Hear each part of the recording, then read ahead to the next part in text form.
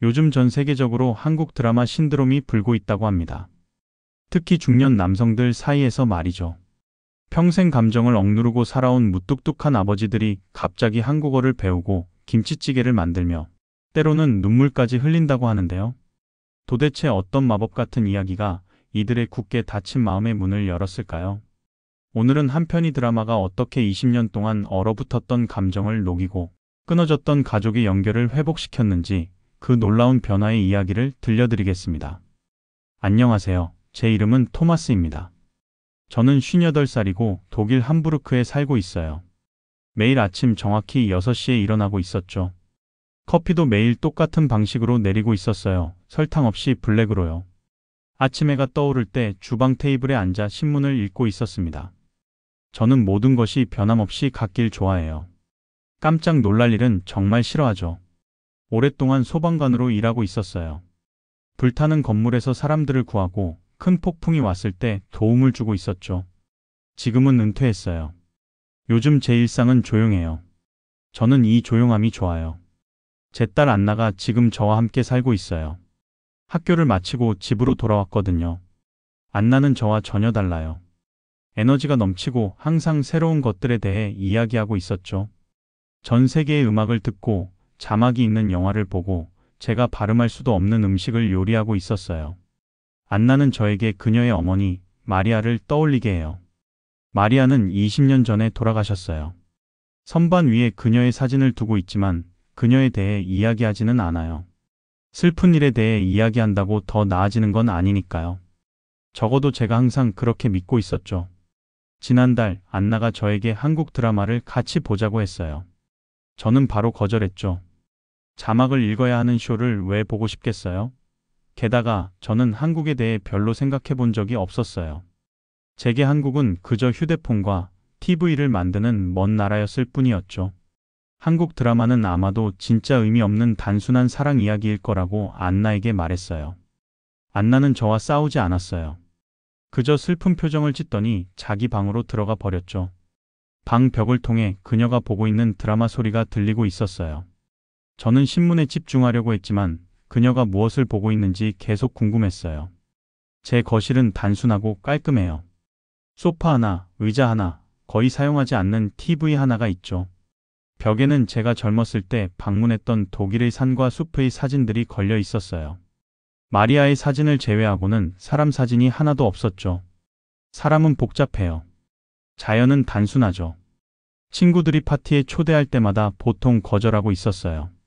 이웃들이 그들의 감정에 대해 이야기하려고 할 때면 집으로 돌아갈 핑계를 찾고 있었죠. 작년 제 친구 클라우스의 장례식에서도 저는 꼿꼿이 서서 울지 않았어요. 남자는 강해야 한다고 항상 생각하고 있었거든요. 남자는 약함을 보여서는 안 된다고요. 매일 저녁 6시에 저는 저녁을 먹고 있었어요. 보통 간단한 것들이었죠. 소시지, 감자, 양배추 정도요. 저녁 식사 후에는 9시까지 책을 읽다가 잠자리에 들었어요. 매일이 똑같았죠. 안전하고 예측 가능했어요. 하지만 최근에는 잠을 자는데 어려움을 겪고 있었어요. 가끔 마리아의 미소를 생각하며 잠을 못 이루고 있었죠. 때로는 안나가 이렇게 엄격한 아버지와 살면서 행복한지 궁금했어요. 가끔 그녀가 한국 드라마를 보며 웃는 소리를 들을 때면 뭔가 이상한 감정이 들었어요. 마치 중요한 뭔가를 놓치고 있는 것 같은 느낌이었죠. 어젯밤 저는 안나의 방문 앞에 서 있는 저를 발견했어요. 그녀의 드라마에서 나오는 슬픈 바이올린 같은 부드러운 음악이 들리고 있었죠. 문을 두드리려고 손을 들었다가 다시 내렸어요. 뭐라고 말했어야 했을까요? 제가 궁금하다고? 외롭다고? 아니요, 그건 너무 약한 모습을 보이는 것 같았어요. 그래서 저는 제 방으로 돌아와 아침이 올 때까지 천장만 바라보고 있었어요. 또 다른 하루가 시작됐죠. 똑같은 일상이요. 이것이 제 세계예요. 질서 정연하죠. 조용해요. 그리고 텅 비어 있어요. 금요일 저녁이었어요. 저는 늘 앉던 의자에 앉아 신문을 보고 있었죠. 페이지를 넘길 때마다 신문지가 바스락거리는 소리가 크게 들리고 있었어요. 그때 안나가 거실로 들어왔는데 매콤하고 낯선 냄새가 나는 그릇을 들고 있었어요. 그녀는 그릇을 커피 테이블에 내려놓고 TV 리모컨을 집어들었죠. 안나가 저에게 그녀의 한국 드라마를 딱 한 편만 같이 봐달라고 부탁하고 있었어요. 그 드라마 제목이 폭삭소가수다라고 했죠. 정말 웃긴 제목이었어요. 저는 신문을 읽느라 바쁘다고 말했어요. 밤새 자막을 읽고 싶지 않다고 했죠. 읽는 건 책이나 신문을 위한 거지 TV 프로그램을 위한 게 아니라고 생각하고 있었거든요. 하지만 안나는 포기하지 않았어요. 그녀는 이 드라마가 저와 비슷한 사람, 은퇴한 후 섬으로 이사해서 딸과의 관계를 회복하려는 남자에 관한 이야기라고 말하고 있었어요. 그녀의 말에 갑자기 제 속이 꽉 조여오는 것 같았어요. 혹시 우리 관계에 대해 뭔가 말하려는 걸까요? 신문 너머로 그녀의 얼굴을 슬쩍 바라봤어요. 그녀는 눈을 크고 밝게 뜨고 기대에 찬 표정을 짓고 있었죠. 크게 한숨을 내쉬었어요. 가끔은 계속 말다툼하는 것보다 그냥 얘라고 말하는 게 더 쉬울 때가 있잖아요. 딱 한 편만 보겠다고 말했어요. 단 한 편만. 그리고 나서는 한국 얘기를 계속하지 말라고 했죠. 안나는 얼굴 전체가 환하게 빛날 정도로 활짝 웃고 있었어요. 그렇게 웃는 모습이 마리아를 떠올리게 했죠. 저는 표정 변화를 들키지 않으려고 얼른 다시 신문으로 시선을 돌렸어요. 소파 맨 끝으로 자리를 옮겼어요. 안나와 최대한 멀리요. 여전히 신문을 손에 들고 있었는데 마치 언제든지 다시 읽을 것처럼 가장하고 있었죠. TV 화면에는 푸른 산과 파란 바다가 있는 아름다운 섬이 나오고 있었어요. 음악은 제가 예상했던 시끄럽고 짜증나는 소리가 아니라 부드럽고 예쁜 멜로디였어요. 주인공이 화면에 등장했어요. 그의 이름은 관식이었죠. 그는 회색 머리에 깊은 주름이 있는 진지한 얼굴을 하고 있었어요. 해변을 혼자 걸으며 바다를 바라보고 있었죠. 그의 눈은 슬프고 지쳐 보였어요. 그의 얼굴에서 뭔가가 저를 끌어당겨 신문을 조금 내려놓게 만들었어요. 관식은 작은 집을 청소하고 있을 때 전화가 울렸어요. 카메라가 그의 얼굴로 점점 가까이 다가갔는데 그가 휴대폰 화면에서 딸의 이름을 보는 장면이었죠. 전화를 받는 그의 손이 떨리고 있었어요. 저는 목구멍에 이상한 답답함을 느끼고 있었어요. 계속 신문을 읽으려고 했지만 자꾸 시선이 화면으로 향하고 있었어요. 관식의 집은 제 집처럼 단순하고 깔끔했어요. 그도 저처럼 식탁에서 혼자 밥을 먹고 있었죠. 그도 저처럼 별로 웃지 않았고요. 마치 거울에 비친 제 모습을 보는 것 같았어요. 다른 나라에서지만요. 관식이 오래된 사진을 바라보며 말을 건넬 때 그가 돌아가신 아내에게 말하고 있다는 걸 알아차렸어요. 그는 아내에게 더 이상 어떻게 좋은 아버지가 되어야 할지 모르겠다고 말하고 있었죠. 제 손이 신문을 꽉 움켜쥐어서 신문이 조금 찢어질 정도였어요. 에피소드가 끝날 무렵 신문은 무릎 위에 잊혀진 채 놓여 있었어요. 안나가 드라마가 어땠냐고 물었을 때 적절한 말을 찾을 수 없었어요. 그저 예상했던 것과 달랐다고만 말했죠. 그리고 얼른 일어나 제 침실로 들어갔어요. 그날 밤 잠을 이룰 수 없었어요. 관식이 아내 사진에 말을 걸 때의 표정이 자꾸 떠오르고 있었어요. 섬 장면에서 나오던 부드러운 음악이 계속 귓가에 맴돌고 있었죠. 무엇보다도 제가 드라마를 같이 보겠다 했을 때 환하게 빛나던 안나의 얼굴이 계속 생각나고 있었어요. 꿈속에서 마리아가 찾아왔어요. 우리는 드라마에 나왔던 것처럼 해변에 앉아 있었죠. 파도는 부드럽고 파랬어요. 마리아는 그녀의 다정한 눈으로 저를 바라보며 언제부터 살기를 그만뒀냐고 물었어요. 저는 뺨이 젖은 채로 잠에서 깼어요. 20년 만에 처음 있는 일이었죠. 다음 날 아침 저는 정확히 6시에 커피를 내렸어요. 정확히 6시 15분에 신문을 펼쳤고요. 모든 게 항상 그랬던 것처럼 똑같았어요. 하지만 가슴속에서는 뭔가 달라진 느낌이 들고 있었어요. 마치 오랫동안 닫혀있던 문이 이제 조금 열려서 가느다란 빗줄기가 들어오는 것 같았죠. 몇 년 만에 처음으로 저는 안나가 퇴근해서 돌아올 저녁 시간이 기다려지고 있었어요. 우리가 한국 드라마 두 번째 에피소드를 볼지 궁금했어요.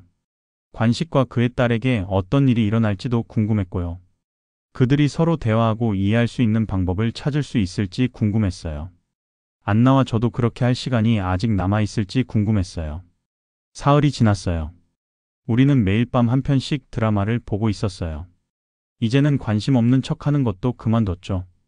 넷째 날 안나가 퇴근해서 집에 돌아왔을 때 저는 이미 커피를 준비해 소파 옆 작은 테이블에 올려놓고 있었어요. 소파 쿠션도 폭신하게 정리해 놓았죠. 안나가 문을 열고 들어왔을 때 오늘 밤에도 네 번째 에피소드를 볼 건지 물어봤어요. 별로 신경 안 쓰는 것처럼 아무렇지 않게 말하려고 했지만 제 귀에도 제 목소리가 들떠 있는 게 느껴지고 있었어요. 안나는 제가 이 드라마에 푹 빠졌다는 걸 아는 듯한 미소를 지었죠. 저는 약간 부끄러워서 시선을 돌렸어요. 관식의 어선 사업이 궁금해서 그렇다고 말했어요. 그것도 부분적으론 사실이었죠. 하지만 전부는 아니었어요. 사실은 에피소드를 볼수록 관식에게서 저 자신을 더 많이 보고 있었어요. 그의 굳은 어깨, 혼자 조용히 먹는 식사, 멀리서 딸을 바라보며 어떤 말을 해야 할지 모르는 모습까지. 우리는 함께 드라마를 보기 위해 앉았어요. 안나는 도시의 아시아 마켓에서 산 작은 떡들을 간식으로 가져왔죠. 맛이 낯설지만 좋았어요. 제가 전에 먹어본 어떤 것과도 달랐어요. 사화에서 관식은 저에게 큰 충격을 준 행동을 했어요.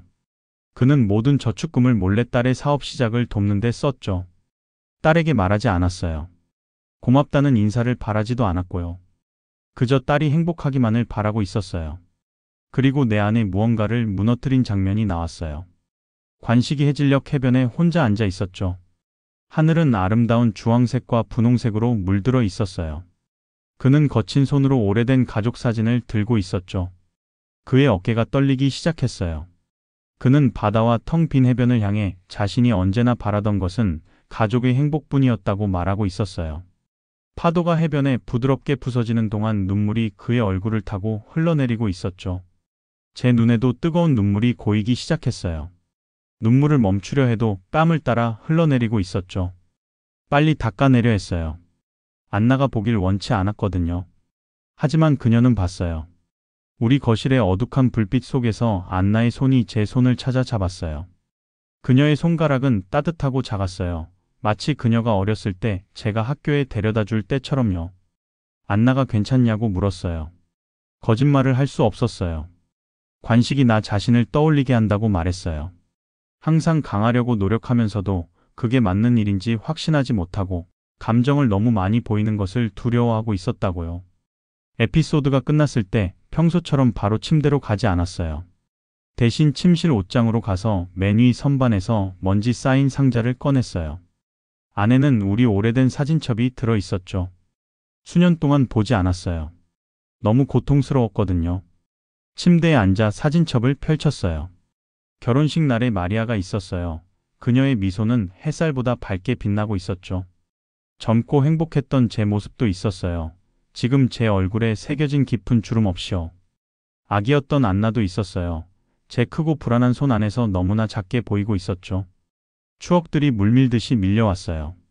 부엌에서 노래하던 마리아, 안나에게 자전거 타는 법을 가르치던 때, 캠핑 여행들, 크리스마스 아침들, 의사가 마리아의 암이 퍼졌다고 말한 병원에서의 그날, 마리아의 이마에 마지막으로 키스했던 순간까지.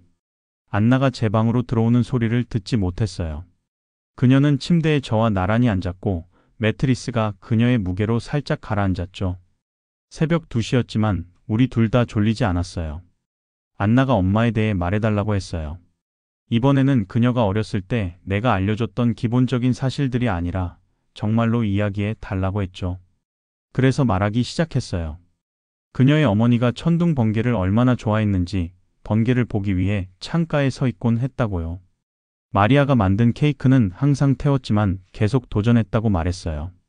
새내기 아버지로서 얼마나 두려웠는지 몇 달 동안 매일 밤 안나의 숨소리를 확인했다고도 말했죠. 무너진 댐에서 쏟아지는 물처럼 말들이 쏟아져 나왔어요. 20년 동안 쌓아두었던 이야기와 감정들이요. 목소리가 쉴 때까지 계속 이야기했어요. 마리아를 잃고 나서 내 안에 무언가가 얼어붙었다고 안나에게 말했어요. 그녀마저 잃을까봐 너무 두려워서 나를 약해 보이게 할 수 있는 어떤 감정도 보이지 않으려 했다고요. 안나는 조용히 듣고 있었어요. 우리가 함께 사진첩 페이지를 넘기면서 그녀의 머리는 제 어깨에 기대어 있었죠. 마침내 제가 너무 많은 이야기를 나눠 지쳐서 침묵에 빠졌을 때 안나는 자신이 어디 가는 것 아니라고 말했어요. 여기 저와 함께 있을 거라고요. 그날 밤 우리 사이에 무언가가 변했어요. 제 안에서도 무언가가 변했죠. 마치 20년 동안 입고 있던 무거운 코트가 갑자기 어깨에서 미끄러져 내린 것 같았어요. 더 깊게 숨을 쉴 수 있었어요. 세상이 조금 더 밝게, 조금 더 다채롭게 보이는 것 같았죠. 폭삭 소가수다를 보기 시작한 지 2주 후 저는 상상도 못했던 일을 하고 있었어요. 화장실 거울 앞에 서서 한국어 단어를 연습하고 있었죠. 안녕하세요. 천천히 말했어요. 인사말이었죠. 제 발음은 정말 형편없었어요. 새로운 소리를 내는데 혀가 어색하게 느껴지고 있었어요. 그래도 계속 시도했죠. 그날 저녁 마침내 안나에게 그 인사말을 했을 때 그녀의 얼굴은 놀라움과 기쁨으로 환하게 빛났어요. 마치 어린아이처럼 손뼉을 치고 있었죠. 그녀의 반응에 제 뺨이 따뜻해졌어요. 기분 좋은 방식으로요. 마치 그녀가 어렸을 때 간식을 사다 줬을 때처럼 뿌듯했어요. 우리 거실도 변해 있었어요. 커피 테이블 위에는 한국 요리책들이 놓여 있었고 코르크 게시판에는 작은 태극기가 걸려 있었죠. 낯선 향신료 냄새가 우리 집을 가득 채우고 있었어요. 수년 동안 유지해온 깨끗하고 단순한 공간은 이제 다채롭고 약간 어수선해졌죠. 놀랍게도 저는 그게 싫지 않았어요. 드라마의 매 에피소드는 안나와 저 사이에 새로운 문을 열어주고 있었어요. 관식이 가족과 더 많은 시간을 보내기 위해 승진을 포기한 이야기를 본 후 저는 안나에게 제 자신의 직업 선택에 대해 이야기했어요. 안나가 어렸을 때 저녁 근무를 해야 했기 때문에 소방서 대장이 되는 것을 거절했다고 설명했죠. 위험한 구조 작업 후에 얼마나 두려웠는지 그녀를 아버지 없이 남겨둘까봐 걱정했었다고 털어놓았어요. 안나는 왜 이런 이야기를 전에 한 번도 해주지 않았냐고 물었어요.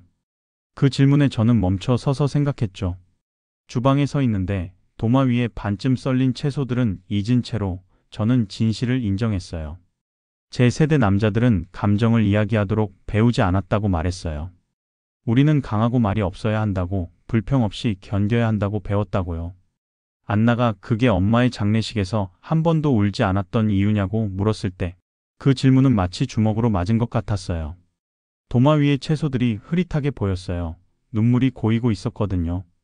마리아가 죽은 후 1년 동안 매일 밤 울었지만 안나가 잠든 후에만 그랬다고 고백했어요. 그녀를 위해 강해야 한다고 생각했었죠. 감정을 보여주는 법을 배우는 것은 쉽지 않았어요. 마치 수십 년 동안 사용하지 않았던 근육을 사용하는 것 같았죠. 어떤 날은 다른 날보다 더 힘들었어요. 옛날 벽들이 다시 세워지려고 하는 것을 느끼곤 했어요. 머릿속의 옛 목소리는 내가 약해지고 있다고, 진짜 남자는 감정을 말하지 않는다고 속삭이고 있었죠. 그러던 중 안나가 금요일 한국의 밤에 친구들을 초대했어요. 5명의 젊은이들이 우리 집에 와서 한국 음식을 먹고 다음 에피소드를 함께 볼 예정이었어요. 가슴이 공포로 가득 차기 시작했어요. 낯선 사람들이 새로운 버전의 나를 보게 될 거였어요. 한국어를 말하려고 노력하고 외국 음식을 요리하고 감동적인 장면에서 가끔 눈물을 흘리는 토마스를요. 할 수 없었어요. 안나에게 몸이 안 좋다고 말하고 침실로 들어갔죠. 침대에 앉아 겁쟁이처럼 느끼고 있었어요. 문 너머로 안나가 친구들에게 내가 쉬고 있다고 말하는 소리가 들렸어요. 그녀는 화난 것 같지 않고 그저 실망한 것 같았죠. 침대 위 작은 선반을 바라봤어요. 거기에는 이제 드라마 장면을 액자에 넣어두고 있었거든요. 관식이 마침내 해변에서 딸을 안아주는 장면이었어요. 그 순간 육화에서 관식이 한 말이 떠올랐어요. 그는 사회 불안 때문에 딸의 대학 발표회에 참석하는 것이 두려웠어요. 하지만 그는 그래도 갔죠. 때로는 용기가 위험에 맞서는 것이 아니라 자신에게 맞서는 것이라고 했어요. 저는 일어섰어요. 다리가 후들거리는 것 같았어요. 셔츠를 바로잡고 머리를 빗었죠. 그리고 침실 문을 열고 낯선 사람들로 가득 찬 거실로 걸어 들어갔어요. 제가 들어가자 젊은이들이 말을 멈췄어요. 5쌍의 눈이 저를 바라보고 있었죠. 목이 마르게 느껴졌어요. 그때 연습했던 것이 생각났어요. 안녕하세요. 드라마에서 관식이 하는 것을 봤던 것처럼 약간 고개를 숙이며 말했죠. 방 안은 미소와 인사로 가득 찼어요. 안경을 쓴 한 젊은 남자가 제 발음이 매우 좋다고 말했지만 그가 그저 친절하게 말하고 있다는 걸 알았어요. 안나의 눈은 눈물과 자부심으로 빛나고 있었죠. 그날 저녁은 힘들었어요. 모르는 젊은이들과 대화를 나누는 것은 제 새로운 감정 근육을 시험하고 있었어요. 한국 요리 이름을 헷갈렸고 젊은이들이 이야기하는 음악과 영화에 관한 모든 이야기를 따라갈 수 없었죠. 그래도 저는 자리를 지켰어요. 노력했죠. 모두가 새 에피소드를 보기 위해 우리 TV 앞에 모였을 때 안나의 친구들에게 관식이 왜 딸의 남자친구에게 그렇게 고집스럽게 행동하는지 설명하고 있는 저를 발견했어요. 그는 대체될까봐 두려운 거예요. 말했죠. 혼자 남겨질까봐 두려운 거고요. 제 자신에 대해 얼마나 많이 드러내고 있는지 깨닫기도 전에 말이 나왔어요. 친구들이 떠난 후 안나는 제가 노력해줘서 고맙다고 말했어요. 그녀는 제게 쉬운 일이 아니었다는 것을 알고 있다고 했죠. 그녀의 말이 맞았어요. 쉽지 않았어요. 하지만 그날 밤 설거지를 하면서 저는 중요한 것을 깨달았어요. 인생에서 가장 가치 있는 일들은 대체로 쉽지 않더라고요. 그날 밤 마리아의 사진을 보며 내가 항상 될 수 있다고, 그녀가 알았던 남자가 되기 위해 노력하고 있다고 속삭였어요. 안나가 자랑스러워할 아버지로요. 앞으로도 많은 시련이 있는 험한 길이었지만 저는 마침내 그 길을 걷고 있었어요. 안나가 처음으로 폭삭소가 수다를 보자고 저를 설득한 지 6개월이 지났어요. 오늘 우리는 함부르크 국제공항에 서서 기다리고 있었죠. 제 배 속에는 나비들이 춤추는 것 같은 느낌이 들고 있었어요. 몇 분마다 도착 안내판을 계속 확인하고 있었죠. 땀에 젖은 손으로 한국어 회화책을 꼭 쥐고 있었어요. 안나가 제 팔을 꼭 잡고 미소 지었어요. 한국에서 온 교환학생을 우리 집에 맞이하기 위해 여기 서 있을 거라고 생각해 본 적 있냐고 물었죠. 저는 웃으며 고개를 저었어요. 1년 전에 누군가가 독일 문학을 공부하는 서울에서 온 민지라는 학생을 열심히 기다리게 될 거라고 말했다면 그 사람이 미쳤다고 했을 거예요. 공항은 활기로 가득 차 있었어요. 사람들은 도착 게이트에서 껴안고 울고 있었죠. 안내 방송이 독일어와 영어로 울려 퍼지고 있었어요. 근처 카페에서 커피와 페이스트리 냄새가 공기를 가득 채우고 있었죠. 모든 것이 밝고 생생하게 느껴지고 있었어요. 제 주머니 속 전화기가 진동했어요. 글로벌 할아버지들이라는 온라인 그룹에서 온 메시지였죠. 이곳은 한국 문화로 인해 삶이 바뀐 전 세계 나이든 남성들의 모임이었어요. 프랑스의 프랑수아는 김치찌개 레시피를 공유하고 있었고, 브라질의 주앙은 왕과 전사에 관한 한국 역사 드라마를 추천하고 있었죠. 우리 모두는 이런 드라마들이 가족과 연결되고 묻어둔 감정들을 직면하는데 어떻게 도움이 되었는지 이야기를 나누고 있었어요. 갑자기 안나가 도착 게이트를 가리켰어요. 파란 배낭을 맨 젊은 여성이 주변을 둘러보며 손에 든 종이를 확인하고 있었죠. 민지임이 틀림없었어요. 제 심장이 더 빠르게 뛰기 시작했어요. 깊게 숨을 들이마셨죠. 우리는 환영 팻말을 들고 그녀에게 다가갔어요. 제가 직접 한국어 글자를 그렸죠. 아마도 삐뚤빼뚤했겠지만 최선을 다했어요. 민지가 우리를 보았을 때 그녀의 지친 얼굴에 환한 미소가 번졌어요. 그녀는 약간 고개를 숙이며 독일어로 인사했고, 저는 고개를 숙여 아직도 서툰 한국어로 인사를 건넸죠. 그녀의 눈이 놀라움과 기쁨으로 커졌어요. 집으로 운전해 가는 동안 얼마나 많은 것이 변했는지 생각하고 있었어요. 이전에 불평 많고 폐쇄적이었던 제 모습은 마치 먼 기억처럼 느껴지고 있었죠. 한국 문화를 무시했던, 결코 울지 않았던, 모든 사람을 멀리했던 그 토마스 이제는 거의 알아볼 수 없게 되었어요. 그날 저녁 식사 후에 민지는 서울에 있는 그녀의 가족 사진을 우리에게 보여주었어요.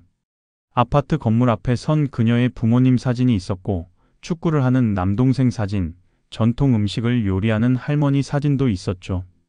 그녀가 각 사진을 설명하는 동안 저는 안나가 눈물을 머금은 채 저를 바라보고 있는 것을 알아챘어요. 왜 울고 있느냐고 물었을 때 그녀는 엄마가 저를 얼마나 자랑스러워할지 생각하고 있었다고 말했어요. 제가 내면에 항상 있었던 아버지가 되었다고 했죠. 그녀의 말에 제 마음이 가득 차고 따뜻해졌어요. 그날 밤 늦게 모두가 잠자리에 든 후 저는 거실에 혼자 앉아 있었어요. 이제 거실은 너무 달라 보였어요. 벽에는 한국 예술품이 걸려 있었고 화려한 쿠션들이 소파를 밝게 만들고 있었죠. 한때 독일 소설과 소방 매뉴얼만 꽂혀 있던 책장은 이제 한국 역사와 문화에 관한 책들로 가득 차 있었어요. 벽난로 선반 위에는 마리아의 사진이 우리 가족 사진 옆에 놓여 있었어요. 이들 옆에는 폭삭소가 수다에서 해변에서 껴안고 있는 관식과 그의 딸을 보여주는 인쇄된 장면을 놓았죠. 마리아의 사진을 보며 그녀가 옳았다고 속상이었어요. 인생은 중요한 말들을 하지 않은 채로 두기엔 너무 짧다고요. 다음 날 아침 결심을 했어요. 전화기를 집어들어 제 형에게 전화를 걸었죠. 우리 아버지의 옛집에 관해 다툰 이후로 5년 동안 통화하지 않았어요. 전화벨이 4번 울린 후에 그가 받았어요. 그의 목소리는 조심스럽고 놀란 듯 했죠. 그가 그리웠다고 말했어요. 미안하다고 했죠. 예상했던 것보다 말이 더 쉽게 나왔어요. 그 주말 제 형과 그의 가족이 방문했어요. 그들은 민지를 만났고 우리는 함께 한국 음식을 요리했죠. 옛 추억에 대해 웃으며 이야기했어요. 마지막으로 본 이후 많이 자란 형의 아이들은 저를 토마스 삼촌이라고 부르며 한국어 단어를 가르쳐 달라고 조르고 있었죠. 월요일이 되자 마리아가 죽은 후 의사가 수년 전에 추천했던 애도 지원 그룹을 찾아갔어요. 사랑하는 사람을 잃은 다른 사람들과 함께 원을 그리며 앉았죠. 그들의 이야기를 듣고 제 이야기도 나눴어요. 쉽지는 않았지만 옳은 일처럼 느껴졌어요. 제 여정은 아직 끝나지 않았어요. 사실 겨우 시작했을 뿐이었죠. 여전히 옛 토마스가 다시 통제권을 잡으려는 날들이 있었어요. 신문 뒤에 숨어 세상을 차단하고 싶은 날들이요. 하지만 이제 그런 충동과 싸울 도구들이 있었죠. 관식의 본보기가 있었고 안나의 사랑이 있었으며 전 세계의 새로운 친구들이 있었어요. 무엇보다도 변하기에 너무 늦은 때는 없다는 것을 발견했어요. 마음을 열기에 너무 늦은 때도 없고 소중한 사람들에게 사랑해라고 말하기에 너무 늦은 때도 없었죠. 가장 위대한 여정은 대양을 건너는 여행이 아니라는 것을 깨달았어요. 그것은 닫힌 마음에서 열린 마음으로, 두려움에서 용기로, 외로움에서 연결로 가는 여정이었죠. 그날 저녁, 안나가 부엌에서 저녁을 요리하는 동안 민지가 독일어 문법을 연습하는 것을 도우며 정말 평화로운 기분을 느끼고 있었어요. 거실 창문을 통해 들어오는 빛이 모든 것을 따뜻한 황금빛으로 물들이고 있었죠. 밖에서는 함부르크가 계속 바쁘게 움직이고 있었어요. 안에서는 이제 웃음소리와 한국 음악으로 가득 찬 우리 작은 아파트에서 저는 집으로 가는 길을 찾았어요. 시청해 주셔서 감사합니다. 앞으로도 더 흥미롭고 특별한 이야기를 들고 찾아뵙겠습니다. 구독과 좋아요, 알림 설정 잊지 마시고 다음 영상에서 또 만나요.